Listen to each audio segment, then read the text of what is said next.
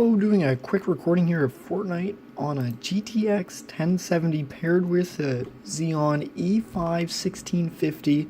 It's a V1 with a base frequency of 3.2 gigahertz and it turbos up to 3.492, pretty much 3.5 gigahertz on all 6 cores and 12 threads.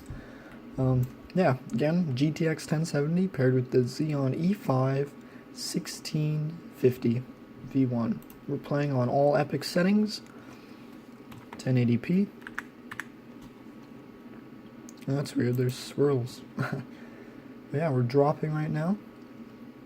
It's pretty smooth right now. We're at about 100 FPS, anywhere from okay, now we're 80, 91, 93, 94. And it does vary, and we'll see here. I do have MSI Afterburner running in the top left-hand corner of the screen. You can see the FPS as well as the CPU, GPU usage. You may have to turn playback to the resolution of 1080p on your screen if you're watching this on YouTube, so that you can see those numbers clearly.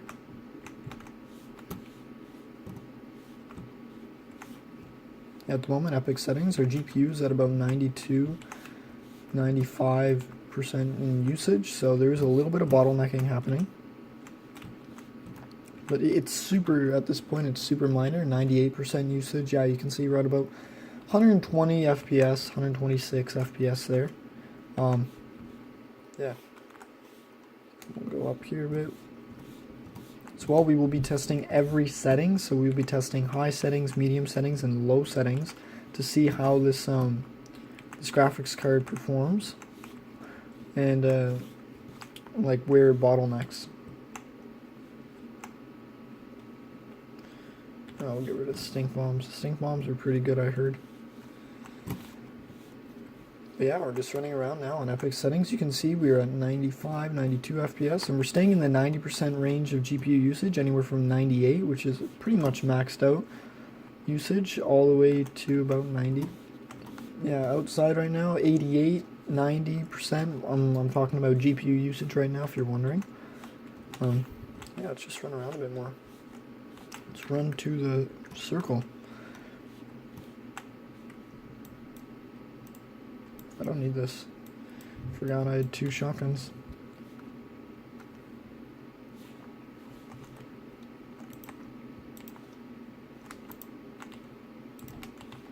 I'm not good at building, but I'm good enough to get around. So yeah, this is the...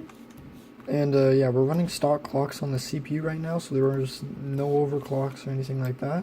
So yeah, we're getting default performance. If you do have a motherboard that supports overclocking and you can overclock, that would be beneficial for additional performance, which is always nice.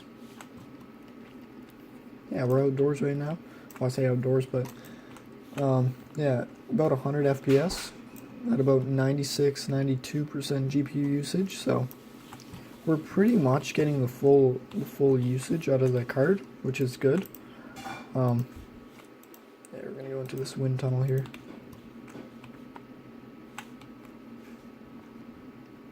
Now we're moving fast around the map, still holding about those 90% area GPU usage. Oh, we dropped down to 77 for a second because our FPS was a little lower.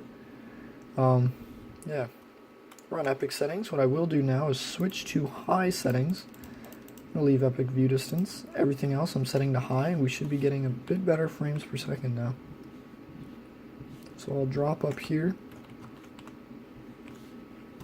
Alright, and this is what I wanted to show you as well. Now you can see it's more CPU limited because we're getting closer to that 130, 140, 120, 115 kind of area. Yeah, our GPU usage is slowly starting to go down. It is at about, yeah, some cases it's 95, 93, and then you're getting that full 150 FPS, which you would get on a more modern CPU. Yeah, at the moment we are comfortably sticking at about over 80 for sure. Obviously that's not crazy impressive because it is a GTX 1070, but what is impressive is how well this CPU from like 2012 era, 2013, not exactly sure when it came out, is actually holding up today. Yeah, we're running around indoors, 150 FPS, and we're on high settings. We're not even on medium. So yeah, we're on high settings. The CPU is doing very well. I just finished testing the X5675, so this is already doing a little bit better than that CPU. And testing with the 1070 really does give us an idea of like what these CPUs are capable of. As well, you can play at if you have a 1440p monitor, you can easily turn this up to 1440p and enjoy at least 60 FPS average. So I don't have a 1440p monitor, so I couldn't tell you what you'd be getting, but if a GTX 970 can play at 1440p, a 1070 can easily play 1440p.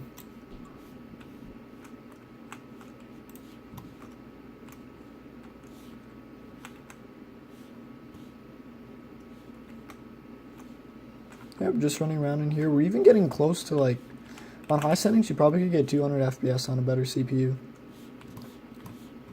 Yeah, we're on high settings right now. What I will do is just run around outside here a bit on high settings. So if you're playing solo, duo, this is what you can expect in terms of frame rate and just running around. Anywhere from 115 all the way up here. And in some cases, it did go down to about 80. But that was kind of like lower end of things in terms of performance. So that's also important to know, like if you're in a bigger fight and whatever, you need to also know what you can expect for your lows to be. But yeah, we're at high settings right now, and if we do turn this down to medium settings now, I think I just died, we can land with medium settings. Yeah, so we're landing here at medium settings. I'll just pause the video for a second, but I resume. We're at medium settings, 160, 150. GPU usage heavily dropped. It's definitely dropped down a lot. We're at, yeah, like 50. We're in the 50% GPU usage, so you can definitely tell we are bottlenecked a bit.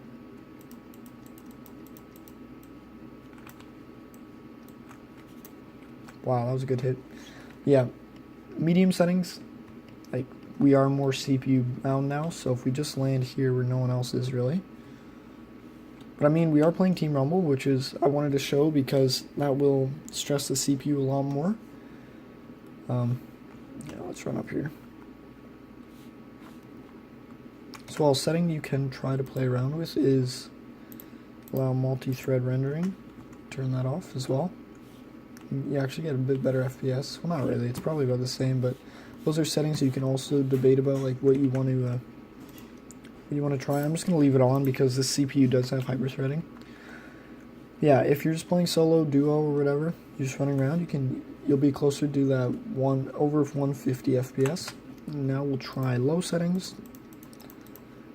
Probably about the same deal. Probably a bit over 200, my guess. No, still same deal because we are CPU bottlenecked in terms of single core performance. Yeah, quality looks about the same. Now we're at about 40% GPU usage. So this does show you that, yeah, if you had a faster CPU, you can easily get probably in the 300 range. But yeah, we're just running around now.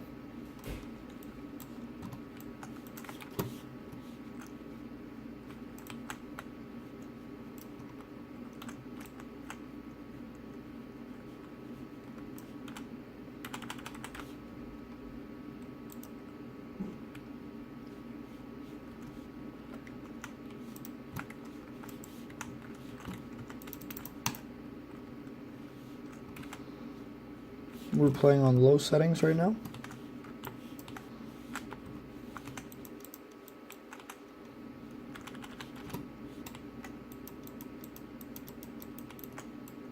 And we got sniped again. But anyways, what I'll do is I'll turn it back to epic settings. I'm not a competitive player, so I just always play at the higher settings.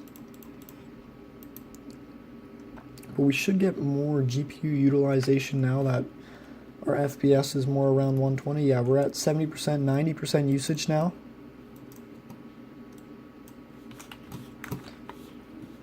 Which is automatically a large improvement. Like, we're getting over 100 FPS. We're on epic settings, so you do get a lot nicer visual quality.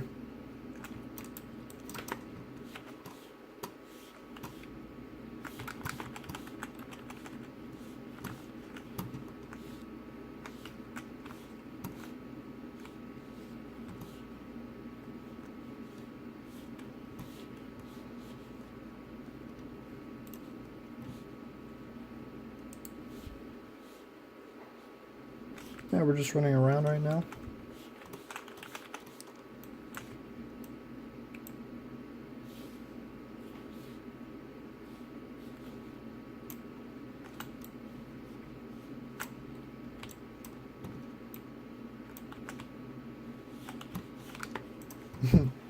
Yeah, 100 FPS. I'm gonna have to end the recording there, but yeah, you can see that GTX 1070 paired with the E5 1650 does perform, like, it can perform pretty well.